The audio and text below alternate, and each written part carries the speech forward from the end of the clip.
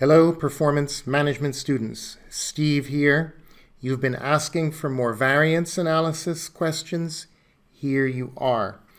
Guys, I've got a Section A past exam question on the board. Materials yield. At first glance, it's tricky and it freaks people out. I want you to pause the video. Just look on your screen. Do your best, try it on your own, then resume the video and I'll show you how I do it.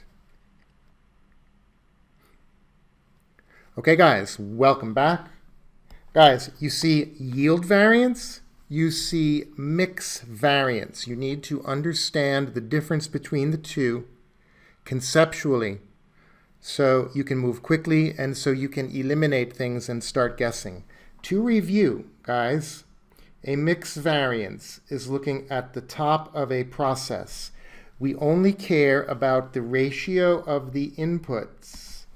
Did the production manager follow his instructions? And we can even do the mix variance right here. Okay, so let's just digress and do the mix variance just for fun. If we come over here to the cost card, we see that 1 GX takes 10 kilos in. 10 kilos in. Check this out. K is the precious input, the most expensive.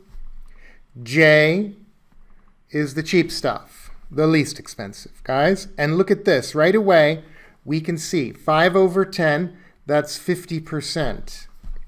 So if we're following this cost card, we should use 50% of J, whatever we put in, and we should use 30% of L and 20% of the precious K. Okay? Now, let's go down here to the actual results, and we can see that we put in 29,000. If I'm doing the mix variance here at the top, I'm just looking at the ratio of the inputs. So if I follow the cost card, it should be 50% J, shouldn't it? Ooh, but what did I do? If we look at 13.2 over 29, we actually did 46% of the J. Right? We use less of the cheap stuff. And if we look at the K, that's 22 point something percent.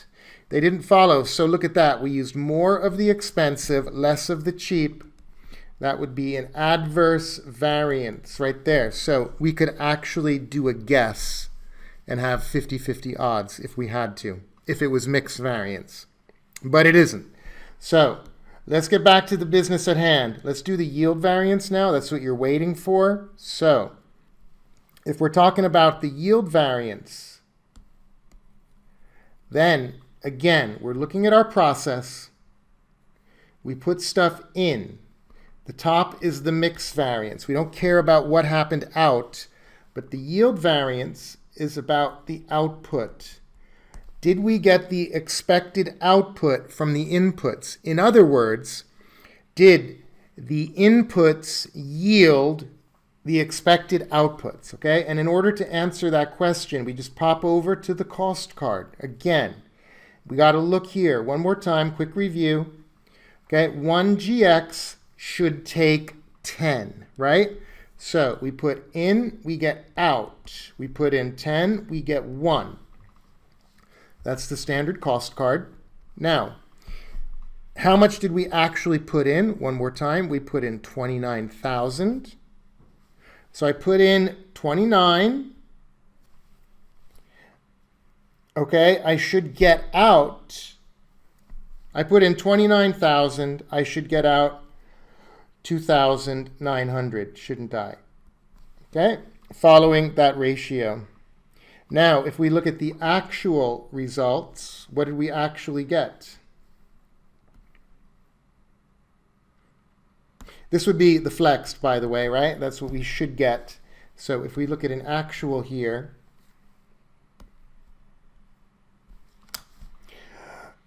we got 3,000. Look at that. We got 3,000 out. Isn't that awesome? So we were more efficient in our process.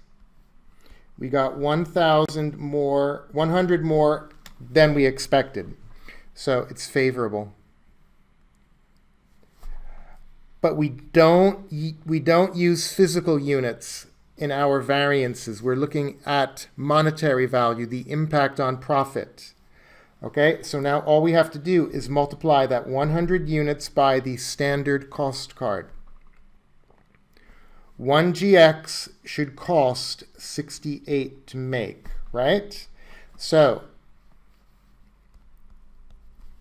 100 units favorable multiplied by $68 is 6,800 favorable. Friends, that is the answer.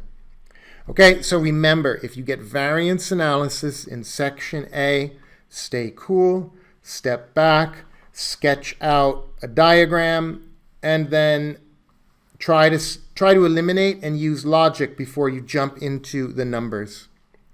Okay, team, there you go. That's the yield variance. Good luck on your upcoming PM exam.